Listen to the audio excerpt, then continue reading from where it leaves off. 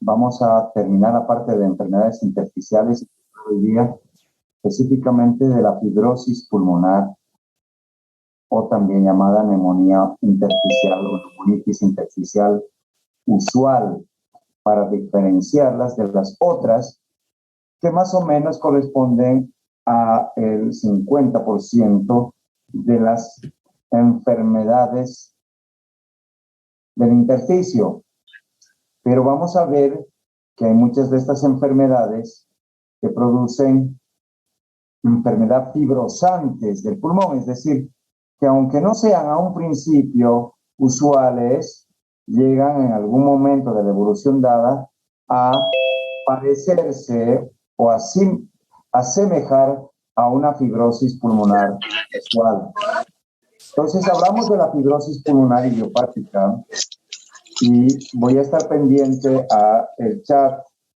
He tenido algunos inconvenientes desde que he perdido mi celular el fin de semana y bueno, no he podido rescatar alguna información. Me dice Yamil, por favor, si está bien con respecto al audio.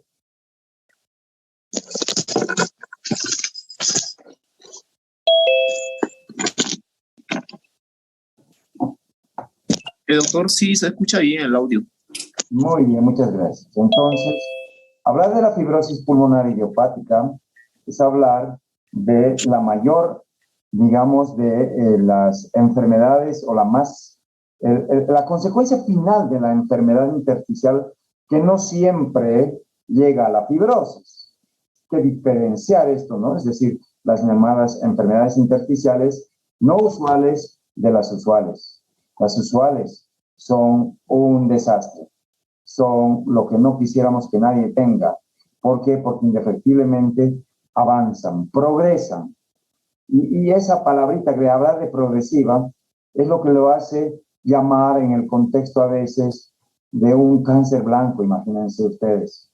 En una fibrosis pulmonar es una muy mala noticia que nos pueden dar.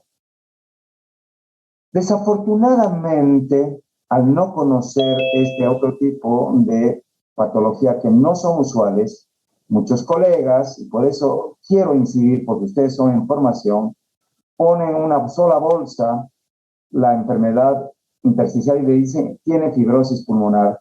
Y cuando dices fibrosis pulmonar, estás condenando a un paciente, estás haciendo un diagnóstico a veces erróneo. Por lo tanto, los objetivos de esta clase son justamente hacer una diferencia tácita entre lo que es una usual o idiopática de las no usuales. Con respecto al pronóstico, el diagnóstico es fundamental. Antes teníamos que llegar a una biopsia, tenían muchas biopsias, pero con el avance del conocimiento, la estadística que se ha ido reuniendo, pues se sabe ahora que con una tomografía de tórax tú puedes hacer el diagnóstico de una usual. Empezaremos a desglosar el tema hablando de que esto afecta a 5 por cada 100.000 habitantes y aparece entre la quinta, sexta década de la vida. No hay una delimitación geográfica ni racial. Hay un poco de predominio, 2-1, en algunas publicaciones, a predominio del sexo masculino. Y fíjense ustedes este dato, la supervivencia media de casi el 90% de los pacientes que son diagnosticados de fibrosis pulmonar a los 5 años es a los 5 años. Y solo el 20% alcanza 10 años. Indefectiblemente esto progresa. Antes hacíamos los criterios mayores y menores. Esto ha cambiado. ¿Cuáles eran antes los criterios de diagnóstico mayor?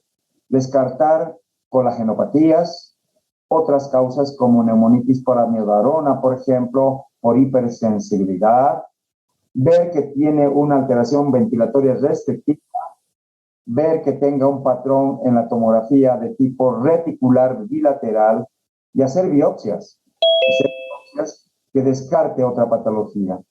Los criterios menores eran si era mayor a 50 años, si tenía una dificultad respiratoria progresiva de causa no cardiogénica, no conocida, que por lo menos los síntomas de disnea al ejercicio o progresiva y tos seca sean de por lo menos 3 meses de evolución y que se encuentren o se ausculten crepitantes de tipo crash en la auscultación pulmonar. Se requerían todos los criterios mayores y por lo menos, y al menos 3 de los menores, o sea, casi todos los criterios mayores y menores para poder hacer el diagnóstico. Esto, de acuerdo a los últimos consensos, lo vamos a actualizar. Igualmente, siempre es bueno descartar neumonitis por hipersensibilidad o exposición a drogas, ver una tomografía y actualmente en muy pocos casos se puede, en los casos indeterminados, llegar a hacer estudios complementarios con broncología y biopsia. La antigua hipótesis de la fibrosis pulmonar idiopática hablaba de un proceso inflamatorio persistente. ¿Cómo era? Había un estímulo que podía ser exógeno, contaminación, gases, inhalación de tóxicos, el reflujo, la injuria por ácido clorhídrico, por ejemplo, repetitivo, virosis a repetición, se ha implicado al herpes virus, al adenovirus, ¿ok? Que producía una inflamación crónica del alveolo tipo 1. Y esta injuria era reemplazada por tejido fibrótico. O sea, había como una parte importante en la fisiopatología, lo que llamamos proceso inflamatorio. De ahí que las terapias eran enfocadas en la fibrosis pulmonar idiopática a tratar la inflamación con corticoides, con ahogadores de corticoides, y ahí entraban 3 grandes fármacos, la azatioprina, entraba la ciclofosfamida y el micofenolato, en algunos casos metotrexate. Eso ha cambiado. Y esto, por favor, es importante decirlos porque haces daño al dar a un paciente con fibrosis pulmonar idiopática corticoides. Y eso les voy a preguntar. La nueva hipótesis, y ahora vamos a desglosar un poco, es que estímulos repetitivos, muchos, ya lo vamos a ir viendo, que producen una injuria secuencial y de tipo aleatoria en áreas del pulmón, ¿ya? Van a producir evidentemente un proceso inflamatorio, pero por factores genéticos que se dan hasta un 10 a 20% y un desbalance del proceso reactivo de inflamación TH1, TH2, van a ir produciendo activación de focos de miofibroblastos, reclutando focos de miofibroblastos para que vayan haciendo una reparación llamada aberrante de la injuria inicial pulmonar.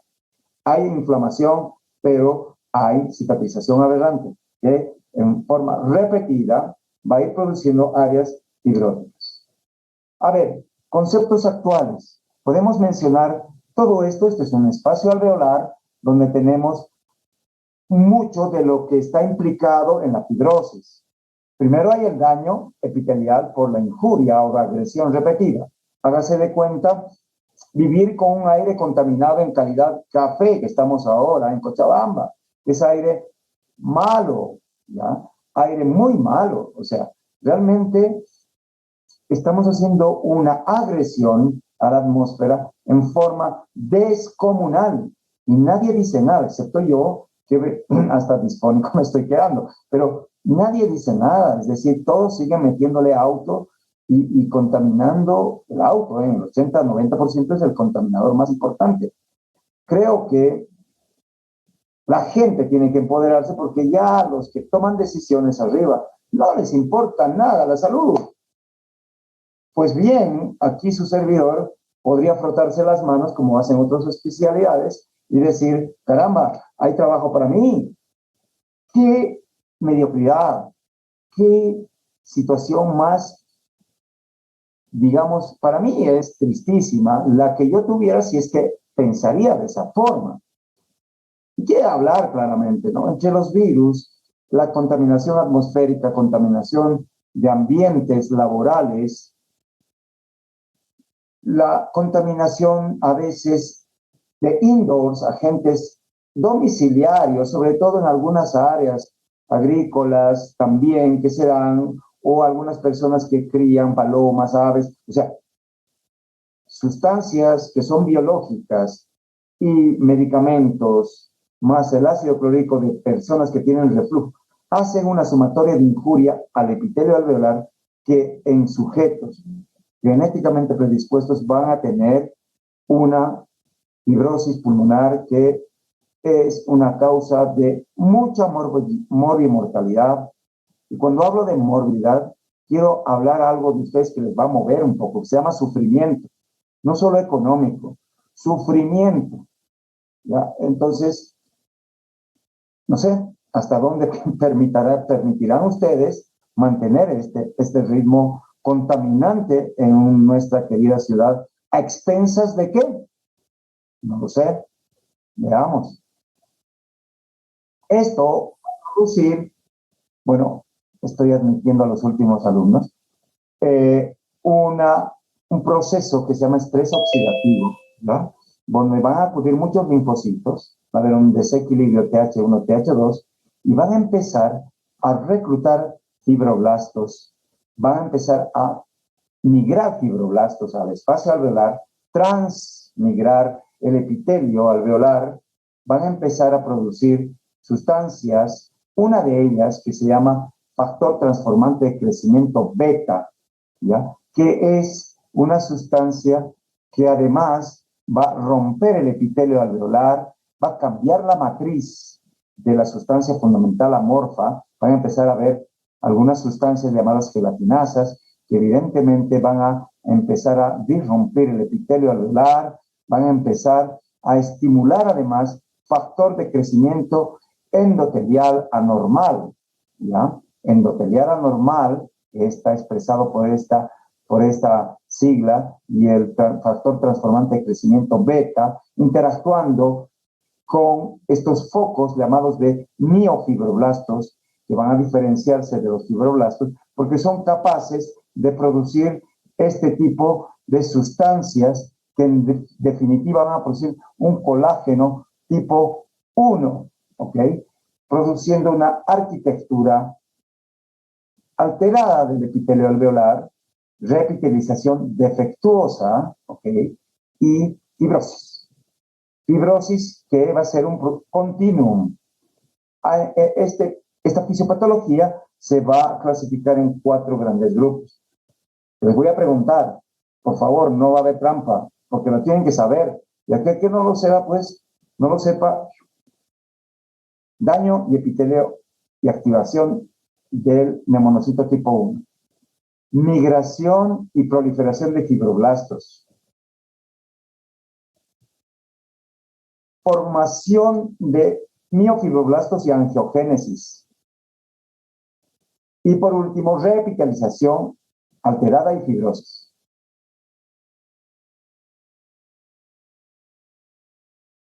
Y la reparación del daño inicial, ¿ya?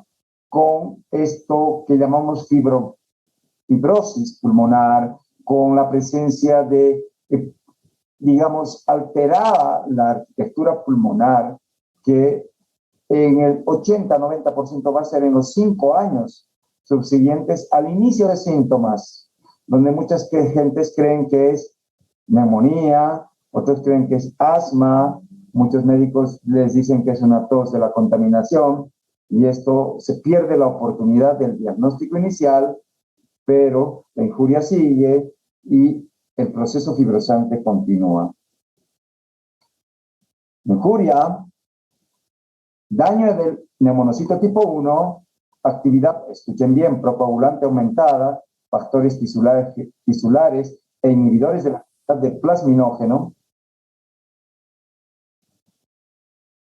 Siguen accediendo, y creo que ya voy a dejar buena el acceso a la sala. Lo voy a hacer porque estoy retrasado, pero mañana creo que voy a dar máximo 5 minutos y después no creo que tengamos que admitir.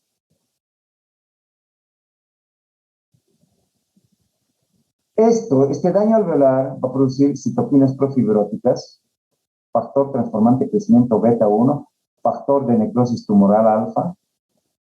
Anótenlo a estas sustancias, que en definitiva acumulan focos de fibroblastos que van a producir alteración del intersticio de la sustancia fundamental amorfa, van a producir un colágeno diferente, van a empezar a acumularse y diferenciarse miofibroblastos. Estos van a empezar a migrar más a la matriz, ¿ya? Y van a empezar a crecer en forma desordenada. ¿Y qué va a producir esto? Va a producir, además, inducción de muerte de células epiteliales de la membrana basal, van a producir una gelatinasa que en definitiva va a romper esto, van a pasar estos miofibroblastos al espacio alveolar. Estaban ahí afuera del espacio alveolar en la matriz intersticial y después con esta gelatinasa, ¡brum!, adentro. Se metieron adentro poco a poco y empiezan a desorganizar todo, ¿no? Y no es de golpe. Hay focos de miofibroblastos. Cuando haces biopsia, encuentras muchas veces focos de fibrosis y otras áreas normales, por si acaso. Entonces, esto ya sería una autopsia de un tejido fibrótico donde se ve esto que es depósito de fibrina en los espacios intersticiales. ¿Ok? Bueno, ha ido cambiando los conceptos de diagnóstico de la fibrosis, a tal punto que ya no hacemos lo que hacíamos antes, muchas biopsias para diagnosticar. Mencionar que la tomografía de alta resolución es diagnóstica, porque va a permitirnos con estas 4 puntuaciones que les voy a preguntar, insisto esto, porque les repito, les voy a preguntar para que se fije ahí, ¿no?, en la memoria. Distribución del tejido intersticial reticular, subpleural, presencia de bronquiolectasias de tracción, que pueden haber, y una formación en honeycombing, que es panal, una formación en panal de abejas, en la tomografía llamada de alta resolución, y ausencia de otras cosas, como por ejemplo, aquí abajo pueden ver un vidrio despulido, un vidrio catedral, un vidrio fosco, que esto no debe estar presente en una fibrosis pulmonar usual, a menos que haya agudización. ¿Cómo es esto, doctor? Claro, la fibrosis pulmonar, igual que el EPOC, igual que el asma, puede tener exacerbaciones, se están dando cuenta, o sea, puede agudizarse, puede haber una inflamación sobre un tejido fibrótico o fibrosante progresivo, puede haber una inflamación súbita. Entonces, ahí es otra cosa. Y eso ensombrece el pronóstico, si no haces el diagnóstico. La tomografía, la radiografía, con patrón intersticial reticular, subpleural, periférico, bivasal, con bronquiolestasis de tracción, que puede ir hacia la panalización, es lo que diagnosticamos como neumonía intersticial usual o fibrosis pulmonar idiopática.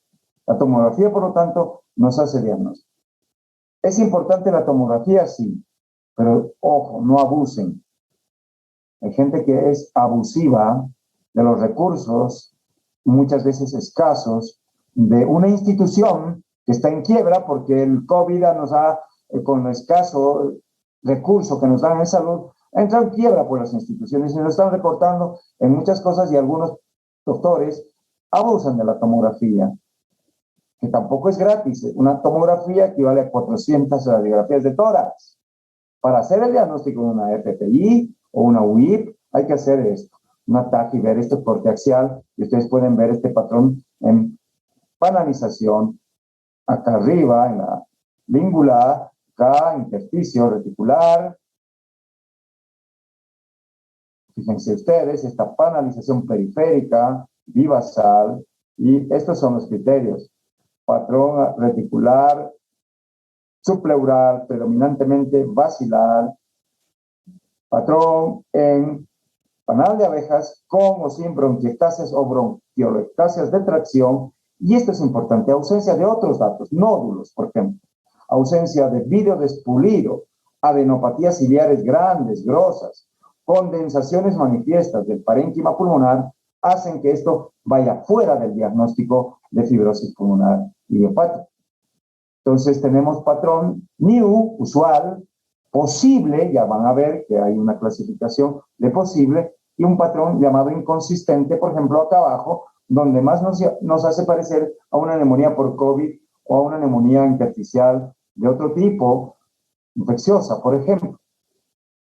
La broncoscopía nos ayuda, sí nos ayuda, porque en algún tipo de intersticiopatía difusa puede ayudarnos en el diagnóstico de hemorragia pulmonar difusa, neumonía eosinófila, beriliosis, asbestosis, silicosis, sarcoidosis, de acuerdo al recuento de células que encontremos.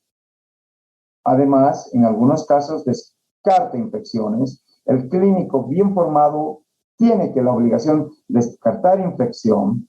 Un hemólogo bien formado tiene la necesidad de descartar en esta temporada COVID, que ya no hay COVID.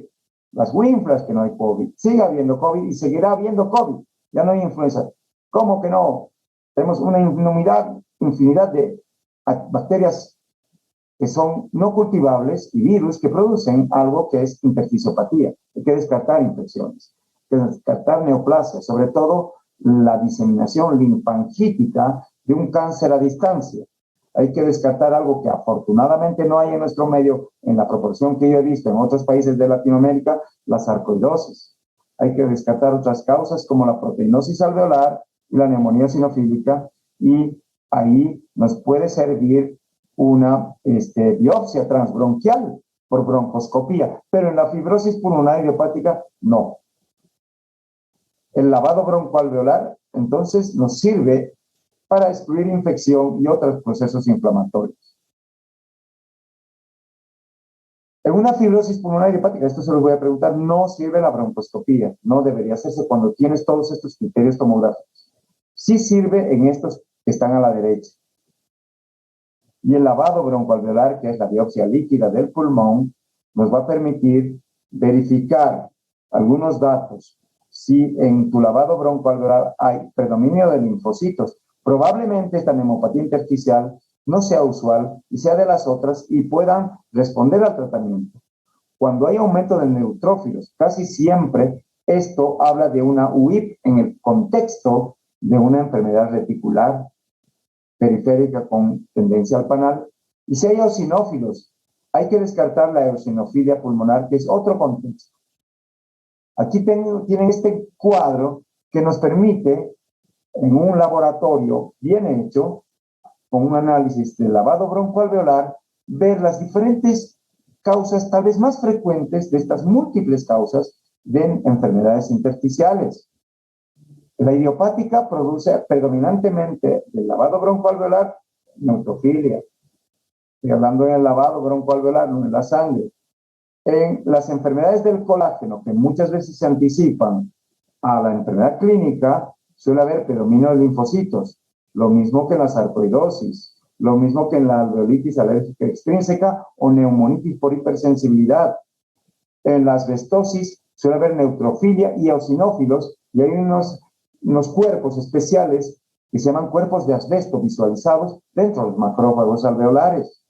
Hay que recalcar que en el lavado broncoalveolar, el 90% de las células recuperadas suelen ser normalmente macrófagos alveolares, es decir, las células más importantes del espacio alveolar. Cuando hay enfermedades del intersticio, esto cambia. En la esteocitosis X hay unas células especiales que se llaman células de Langerhans. En la proteinosis alveolar, el líquido es un material lipoproteináceo que sale lechoso, abundante y que tiene una tinción que se llama Paz positivo. Cuando hay enfermedades por fármacos, no siempre está claro, por ejemplo, en la neumonitis por amiodarona, en la neumonitis por nitrofurantoína. Hay que ver habitualmente una diferencial de linfocitos que no lo hacemos en el medio, CD4, CD8 disminuido. En una neumonía linfocitaria NIL, llamada intersticial linfoidea, hay un predominio linfocitario y así sucesivamente. ¿Cuándo debemos realizar una biopsia, ya sea por videotoracoscopia o toracotomía mínima, o lo que ya vamos a hablar se llama una nueva modalidad que deberíamos implementarlo en el medio, que se llama broncoscopía y criobiopsia, que son muestras mucho más representativas del tejido inflamatorio y nos pueden dar un patrón más característico de este tipo de neumopatías? Cuando los hallazgos tomográficos son inconsistentes para fibrosis pulmonar idiopática, o cuando también no hay contraindicaciones, ¿no? No vas a hacer un paciente que está críticamente enfermo. Aquí está justamente cuándo puede ser útil una biopsia transbronquial de pequeños milímetros de parénquima pulmonar, muy útil para descartar cáncer, linfangitis, y estás ahí entre la duda, un carcinoma bronquiolo-alveolar, en neumonías eosinófilas, en la proteinosis alveolar y sarcoidosis.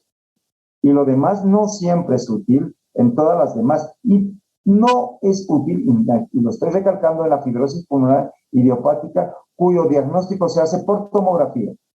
¿Ok? Hay algunos estudios. El sangrado de estas BTBs es una de las complicaciones. El neumotórax, cuando no se acompaña de fluoroscopía o imágenes que te guíen, pues se puede dar hasta un 10% y la mortalidad es baja, pero se puede dar fístulas, se puede dar. Entonces yo puedo hacer biopsias por broncoscopía a cielo abierto, por videotoracoscopía, ¿ya? Y el rédito va a ser mayor. ¿Por qué? Porque el tejido va a ser más grande. Aquí hay, digamos, rendimientos de algún estudio, ¿no? Donde se ve que el diagnóstico por biopsias transbronquiales no alcanzan el 50%, comparado con las otras que superan el 85%. Por lo tanto, es mejor. Pero ojo, no todos los pacientes, no estoy hablando económicamente, están predispuestos a hacerse una VATS. ¿Por qué? Porque incluye anestesia general, igual que una toracotomía mínima. ¿Por qué? Porque hay también mayor tiempo de hospitalización, ¿me entiendes?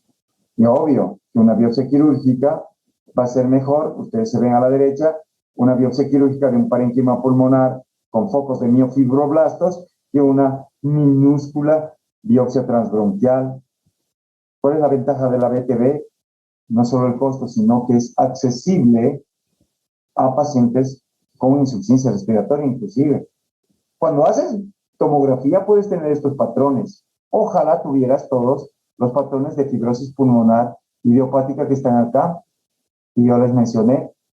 Pueden haber estas dos otras alternativas en la columna del medio, que son las posibles, donde evidentemente hay patrón reticular, subpleural reticular, y hay ausencia de otros patrones, pero no hay panal. Y es inconsistente cuando hay otro tipo de infiltrados que no son lo de la izquierda. Me refiero a quistes, me refiero a atrapamiento aéreo, condensaciones, vidrio esmerilado, nódulos, o que el patrón sea no predominantemente bivasal, sino sea de lóbulos superiores. La biopsia por criobiopsia, se llaman guiadas con fluoroscopía, que lo están viendo acá. Bueno, la normal, la BTB, lo hacemos con fluoroscopía habitualmente. Hay métodos para hacerlo con fluoroscopía y sin fluoroscopía. Pero creo que me estoy abriendo. Esta, que es la criobiopsia, ¿ya? Ha demostrado un método que tiene menos mortalidad, tiene mucho rendimiento diagnóstico. A ver, ¿cómo es esto, doctor? Les voy a pasar, ojalá se pueda compartir esto, por favor. Me dicen si se está compartiendo o no. Me interrumpe. Voy a partir esto. Perdón, chicos.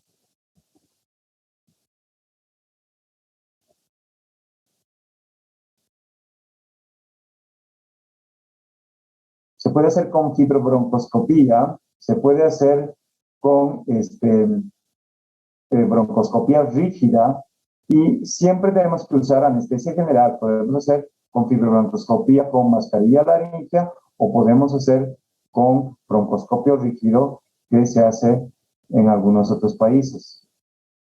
Insisto en que la broncoscopía en nuestro medio está subutilizada por la ignorancia médica, porque los médicos no saben que existe, y pues por eso se los estoy presentando esto.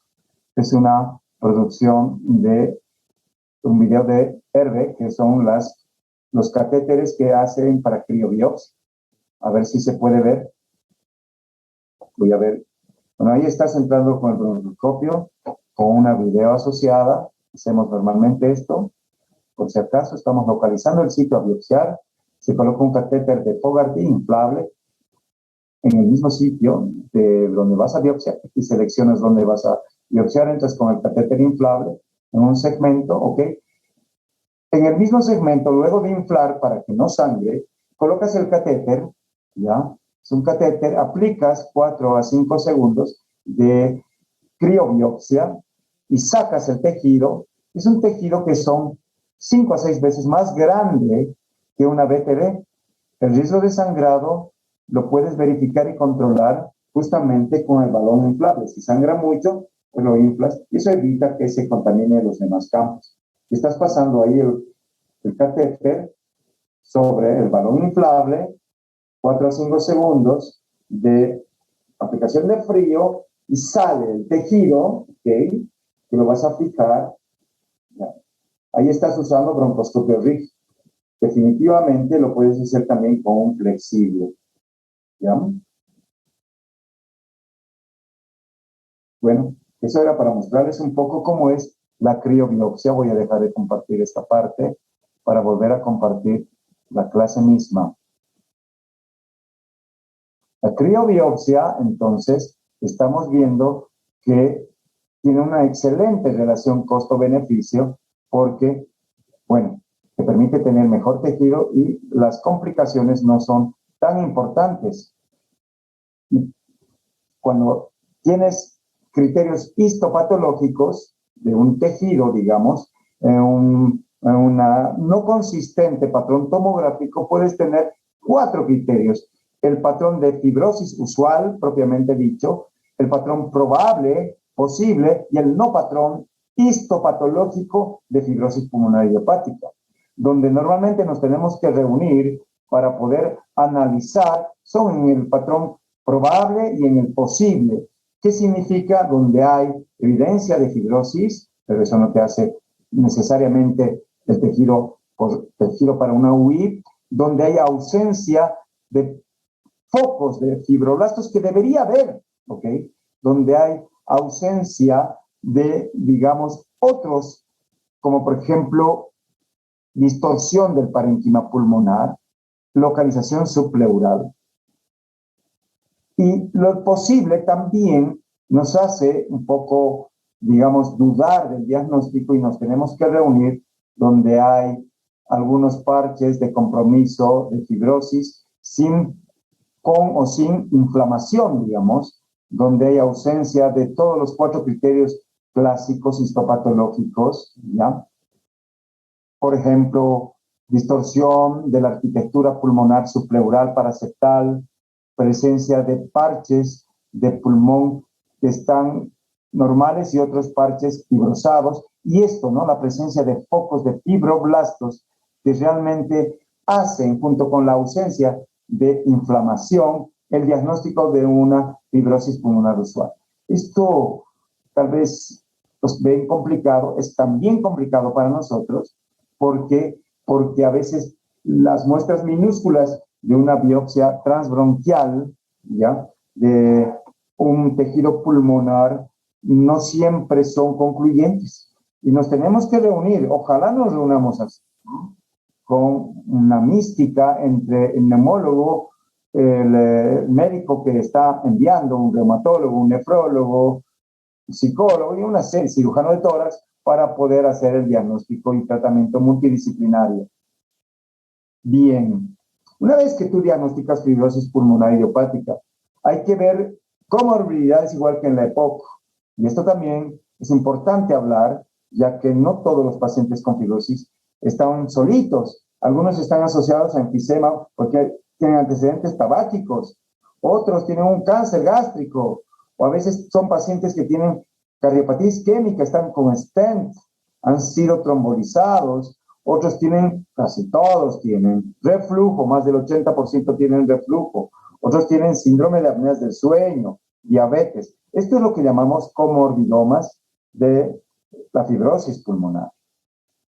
Entonces, para mayor comprensión y ver cuáles son los targets terapéuticos, tenemos que ver esto, ¿no? Injuria, activación, desbalance, focos de fibroblastos, alteración de la matriz y al final la fibrosis que se produce ¿en cuánto tiempo? En 5 años.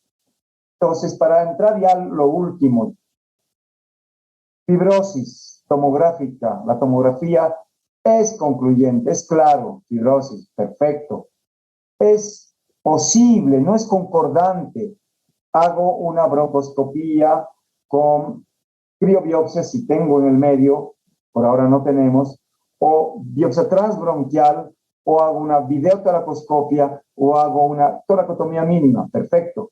Ahí viene la histología y ahí viene qué me sale, ¿no? Si nosotros tenemos probable o posible o no clasificable, hay que hacer un debate junto con funcionalidad respiratoria, evolución clínica del paciente, etc. Y si no es realmente una enfermedad intersticial, pues no es una fibrosis y estará en el otro lado del algoritmo diagnóstico. ¿Qué pasa si nosotros diagnosticamos fibrosis pulmonar idiopática? La condición de la función pulmonar, fíjense en esta curva negra, a los 5 años va declinando siempre. Y cuando hacemos el diagnóstico, ya han pasado muchos meses. Esto en el exterior y en nuestro medio han pasado casi promedio 2 a 3 años. O sea, ya vienen penalizados nuestros pacientes sin oportunidad a veces de hacer tratamiento. A veces ni llegamos a la biopsia porque casi todas salen usuales. En algunos casos se presentan exacerbaciones de la fibrosis pulmonar que hacen sospechar digamos, en esta temporada en COVID, en infecciones o en sangrados, etc. Y esta exacerbación, que ya vamos a ver, ensombrece el pronóstico si no lo haces. Se pueden morir los pacientes. ¿Cuáles son los tratamientos?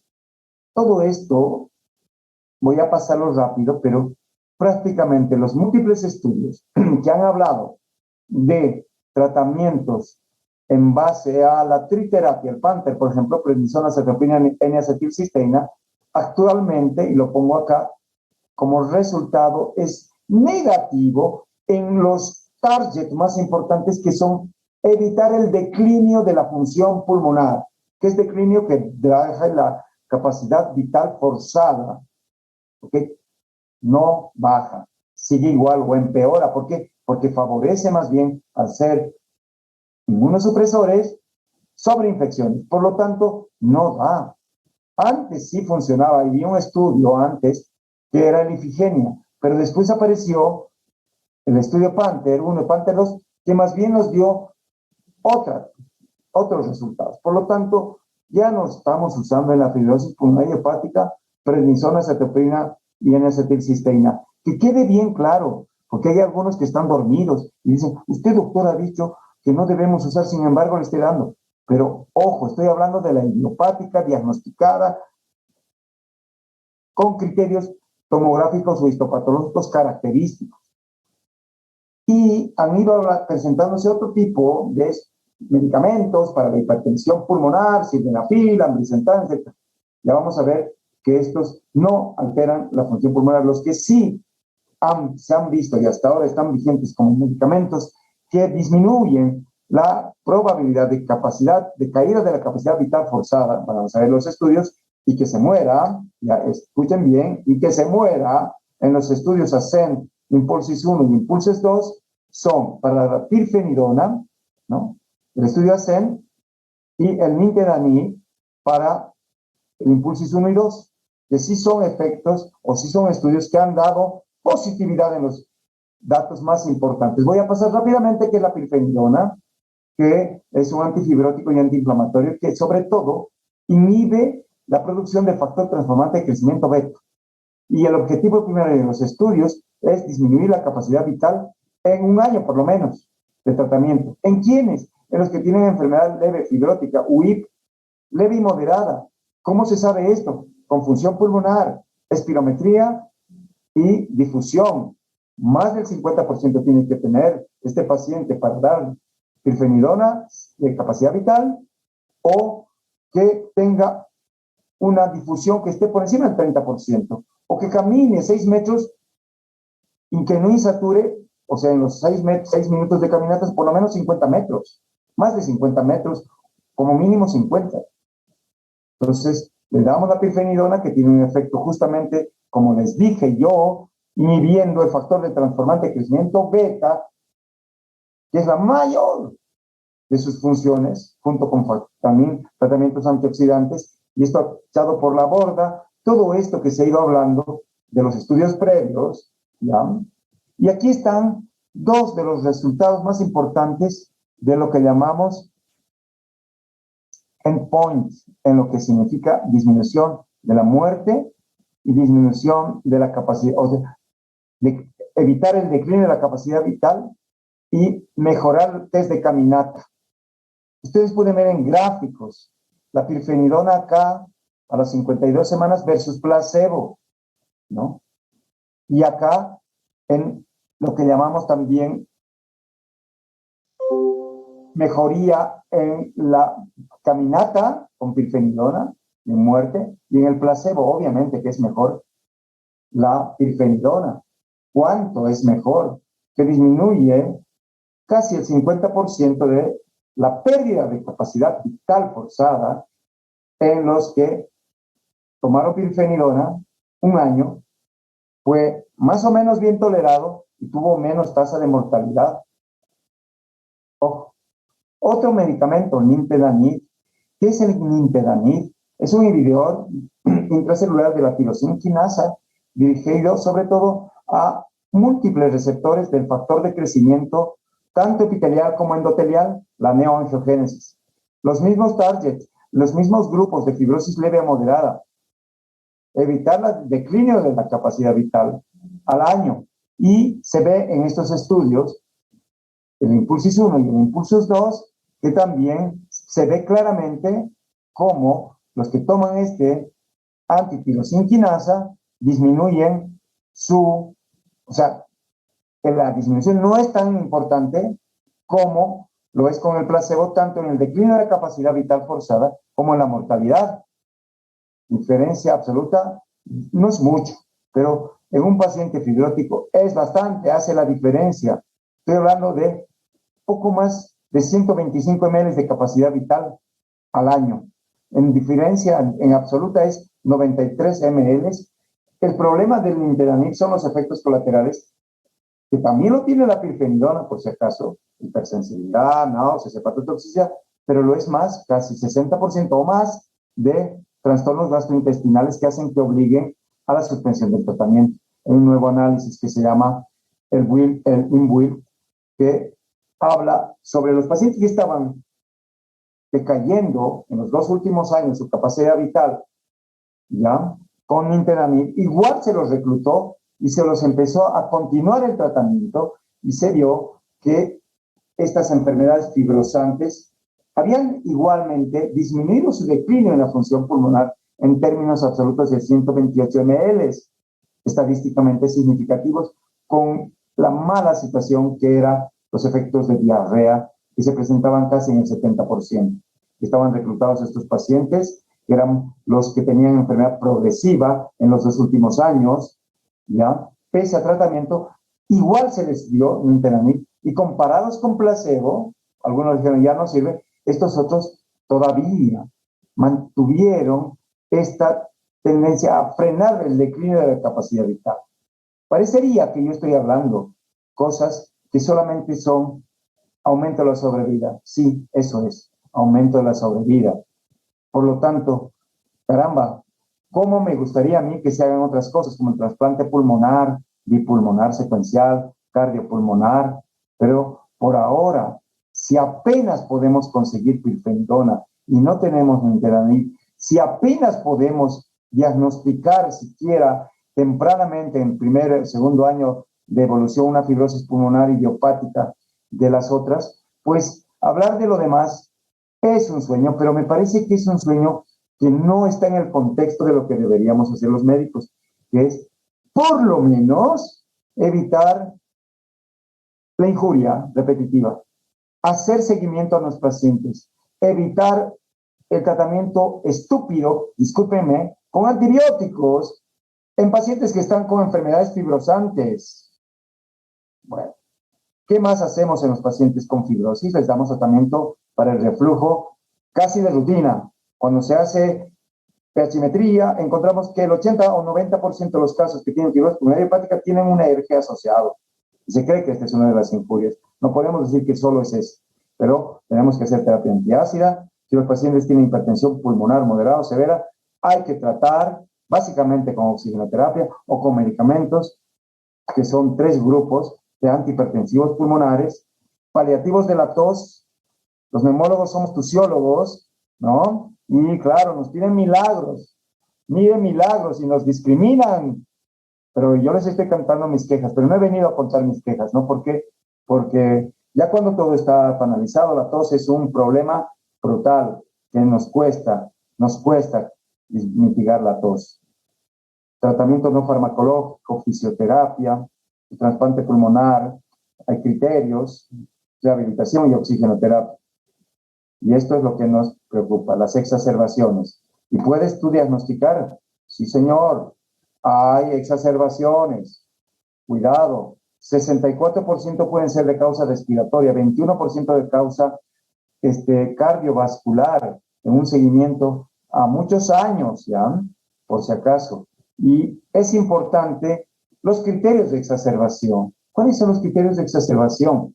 Obviamente que el paciente tenga un diagnóstico previo de fibrosis pulmonar usual y que presente en los últimos 30 días incremento en su disnea. Acabo de ver una paciente con esta exacerbación y que la tomografía muestre patrón vidrio esmerilado que no sea infección. O sea, me refiero a neumonía por COVID-19, que es lo que en esta temporada nos está complicando la situación, ¿ya? Hay que hacer algunas veces lavado broncoalveolar para ello, ¿ya? Hacer biomarcadores, descartar fallo cardíaco izquierdo. Y fíjense esto, en mayo de 2005, fibrosis pulmonar, bronquiolectasis de tracción, y abajo, vidrio despulido. ¿Qué pasó? Se agudizó al año. La biopsia mostró un proceso inflamatorio más que estos foquilócide, miofibroblastos y pulmón normal. Acá estaba todo, los alveolos inflamados, acá. Y aquí sí, esta incidencia puede darse hasta un 15% de estas exacerbaciones. Hay que saber seguir a su paciente. Aquí sí sirve los pulsos de metilprednisolona. Puede cambiar, puede ayudarnos mucho, ¿no? Algunos pacientes llegan a la ventilación mecánica. Yo quería mostrar esto y mi diapositiva en panel muestra cuáles son las indicaciones de trasplante pulmonar, ¿ya? En fibrosis pulmonar hepática, la edad que tenga menos de 65 años, la inclusión funcional, pues hay que ser funcional respiratorio, que no tenga un declinio de más del 10% en los últimos 6 meses, que el test de caminata, ¿no? Por lo menos sea positivo, o sea, no sea positivo, y que tenga una panalización en la tomografía con índice más de 2. Los pacientes pueden ir, según algunas, a un trasplante bilateral o unilateral. Fíjense que las causas de trasplante, por ejemplo, en el instituto de la Fundación Favaloro, en Argentina, es el EPOC. Bilateral, primero es la fibrosis quística que no tenemos en el medio y el EPOC. Unilateral es el EPOC. Fibrosis pulmonar y hepática estaría entre la segunda y tercera causa de trasplante. O sea que sí se puede trasplantar, pero para eso tienes que tener algunos requisitos. Y uno de ellos es la edad. Y lamentablemente, en nuestro medio, llegamos muy tarde.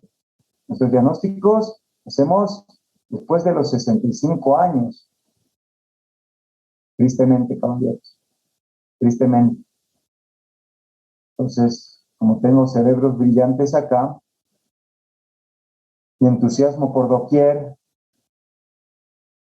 no les voy a hablar de las cosas negativas, amigos. Les quiero instar a ser buenos neumólogos. No a venir y a competir como el taxista. Que te gano yo, que yo sé mejor, que yo tengo más grande. O yo soy, no. A competir en equipo. Competir en equipo. Por lo tanto, yo tengo ese sueño siempre. Yo no me guardo mucho de lo que sé y de lo que hago. Claro, yo en el abecedario de la A a la Z puedo saber todo, pero ¿hasta cuándo voy? Quiero llegar a la D, E, F y tengo que volver a la A. En nuestro medio es volver a la A. ¿Por qué? Porque el contexto de trabajar en equipo es Haniwa, nada, cero a la izquierda en, nuestra, en nuestro chip. Por lo tanto, así no vamos a llegar a nada. Estoy dispuesta a sus preguntas. Inbox, me voy a despedir de ustedes porque es tarde. Mañana voy a estar a las 8. Mil disculpas. Buenas noches. Buenas noches, doctor. Buenas noches, doctor. Gracias, a través de Camila, preguntas, por favor. Y bueno, chao, hasta luego.